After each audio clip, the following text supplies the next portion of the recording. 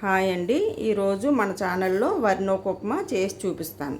దానికి కావలసినవి బొబ్బర్లు బద్దండి, పచ్చిశనగపప్పు, జీలకర్ర, ఆవాలు, ఆనియన్స్, పచ్చిమిర్చి, అల్లం, కరివేపాకు, బియ్యం అండి. కడిగి పెట్టి మనం ఆరబెట్టుకున్నాక మిక్సీ పట్టాలండి. నూక బాగుంటుందండి. ఇది ఆల్రెడీ నేను వేపిస్తానండి నూకని. ఉప్మా చేయడం ఎలాగో చూపిస్తానండి. ముందుగా స్టవ్ వెలిగించుకుందామండి. కళాయి పెట్టుకొని ఆయిల్ వేసుకున్నానండి. ఆయిల్ హీట్ ఎక్కిందండి. పప్పులు వేసుకుందాం.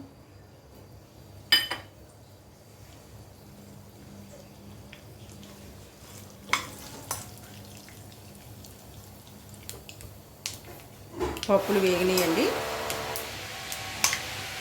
ఆనియన్స్, పచ్చిమిర్చి వేసుకున్నాం. కొద్దిగా సాల్ట్. పప్పులు, ఆనియన్స్ అన్నీ వేగాయి కదండి. ఇప్పుడు వాటర్ వేసుకుందామండి. నేను ఈ గ్లాస్ని 3 గ్లాసులు వాటర్ వేసుకుంటున్నానండి. గ్లాసు నాకు తీసుకున్నానండి నూక. 3 గ్లాసులు వాటర్ వేసుకోవాలి.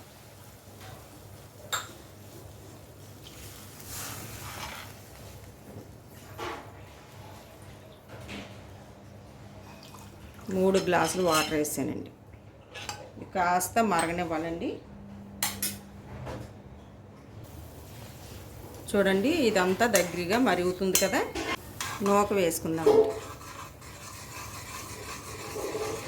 చిన్న గ్లాసుని గ్లాసున్నర నూక తీసుకున్నానండి. 3 గ్లాసులు వాటర్ వేయాలి.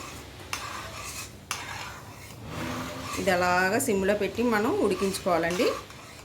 సాల్ట్ అన్నీ సరిపోయినాయండి. ఒకసారి చూద్దామండి.